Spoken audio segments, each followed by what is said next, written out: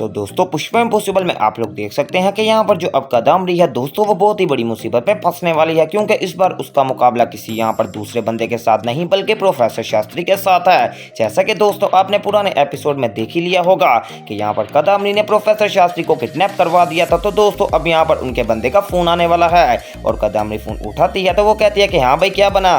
तो दोस्तों वो बंदे कहते हैं कि हमने प्रोफेसर शास्त्री को किडनैप तो कर लिया था, लेकिन प्रोफेसर शास्त्री ने भागने की पूरी कोशिश की थी, जिसकी वजह से हमारे में से एक बंदे ने गलती से यहाँ पर उसके सर के ऊपर डंडा मार दिया है और अब उसका खून भी निकलना शुरू हो गया है और प्रोफेसर शास्त्री यहाँ पर बेहोश हो गए हैं। ये बात सुनकर कदमरी गुस्से में आ जाती है और कहती है कि तुम लोग बेवकूफ हो, तुम लोगों को एक काम कहा था वो भी तुम लोग ढंग से नहीं कर सकते।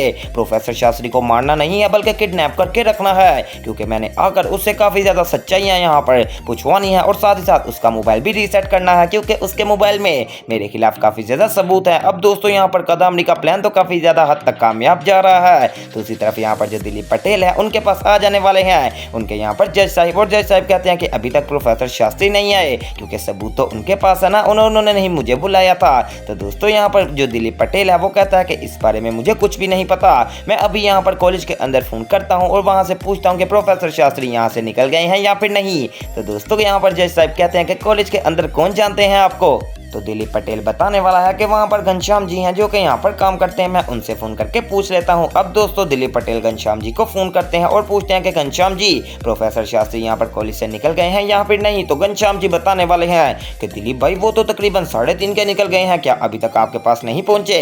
तो दोस्तों दिलीप कहता है कि नहीं अभी तक यहाँ पर नहीं पहुँचा। क्या बात है, कोई खैर तो है ना, कोई कॉलेज के अंदर बात तो नहीं हुई थी। तो दोस्तों घनश्याम जी बताते हैं मुझे ज़्यादा तो नहीं पता, लेकिन मैंने इतना ज़रूर सुना था जो मेन प्रिंसिपल है वो यहाँ पर प्रोफेसर शास्त्री को कह रहे थे कि वो इन्हें भी कॉलेज से निकाल देंगे, क्योंकि आजकल वो पुष्पा की मदद करने में काफी ज्यादा जुड़े हुए हैं। ये बात कहकर घनश्याम जी फोन काट देने वाले हैं। अब दोस्तों यहाँ पर जो पुष्पा है वो भी काफी ज्यादा उदास हो रही होती है कि आखिर प्रोफेसर शास्त्री किधर ही चले गए, क्योंकि यहाँ पर अभी तक प्रोफेसर शास्त्री नजर ही नहीं आ रहे। और पुष्पा के जहन में ये बात चल रही होती है कि जानबूझकर प्रोफेसर शास्त्री पुष्पा से यहाँ पर फेस नहीं करना चाह रहे, हालांकि उनको क्या पता हो कि बेचारे प्रोफेसर शास्त्री पुष्पा जी के लिए काम कर रहे हैं। क्योंकि आपको याद होगा कि प्रोफेसर शास्त्री के साथ एक दफा अन्याय हुआ था, इस वजह से प्रोफेसर शास्त्री नहीं चाहते कि वो दोबारा किसी ऐसे बंदे के साथ अन्याय करे जो कि यहाँ पर बिल्कुल बेगुनाह हो। अब दोस्तों यहाँ पर कदमरी बहुत ही ज्यादा डर रही होती है और उसने उन बंदों को कह दिया कि प्रोफेसर शास्त्री को आप लोग हॉस्पिटल ले जाओ। थोड़ी देर बाद यहाँ पर वेट करने के बाद वो दोबारा से फोन करने वाली है अपने उन्हीं बंदों को और कहती है कि हाँ भाई मुझे बताओ कि क्या यहाँ तुम लोग प्रोफेसर शास्त्री को हॉस्पिटल लेकर गए हो। तो दोस्तों वो बंदे फोन उठाकर कहते हैं कि मैम आपको एक बात बताना चाहते हैं कि प्रोफेसर शास्त्री जब यहाँ पर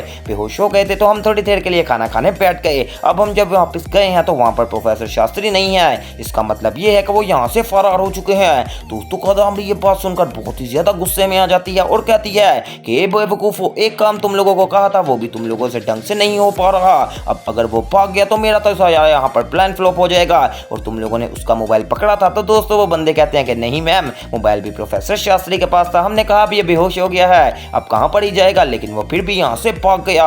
दोस्तों अब कदमरी की यहाँ से उल्टी गिनती शुरू हो गई है, क्योंकि प्रोफेसर शास्त्री कहीं और नहीं भागे बल्कि सीधा आने वाले हैं यहाँ पर चोल के अंदर और रिक्शा पकड़ लेते हैं। जैसे ही दोस्तों चोल के अंदर रिक्शा आता है तो पुष्पा ये सारा सीन देख लेती है और देखकर काफी ज्यादा शॉक्ड हो जाती है कि सामने आ रहे हैं प्रोफेसर शास्त्री और उनके सर के ऊपर बहुत ही ज्यादा खून भी लगा होने वाला है और पुष्पा ये सब देखकर काफी ज्यादा डर जाने वाली है। अब दोस्तों प्रोफेसर शास्त्री सबके सामने कदमरी के राज खोलेंगे और कदमरी का हो सकता है कि यहाँ पर पत्ता फारिग हो जाए। दूसरी तरफ दोस्तों आजकल जो स्वरा है उसने पता नहीं क्या ही राम कहानी शुरू कर ली है, बार बार हर बंदे को कहती है कि मैं यहाँ पर चोल छोड़ दूंगी। कभी गोलू भाई से कहती है कि ये ट्रेन कहाँ पर जाती है। तो दोस्तों अब पुष्पा उसको देख लेने वाली है और कहती है कि तू क्या क्या सोचती रहती है स्वरा, तेरे माँ बाप तेरे साथ वैसे ही रहेंगे, अगर वो नहीं रहेंगे तो तेरी पुष्पा मौसी तो तेरे साथ है ना, चल बाहिरा और सबके साथ बैठकर आइसक्रीम खा। अब दोस्तों स्वरा बाहर आ जाने वाली है और सबके साथ मिल बैठकर यहाँ पर आइसक्रीम खा रही होती है। इतनी देर में यहाँ पर स्वरा कहती है कि दीप्ति मम्मा जब यहाँ पर 2 बेबी आ जाएंगे तो मेरी वैल्यू कम तो नहीं हो जाएगी।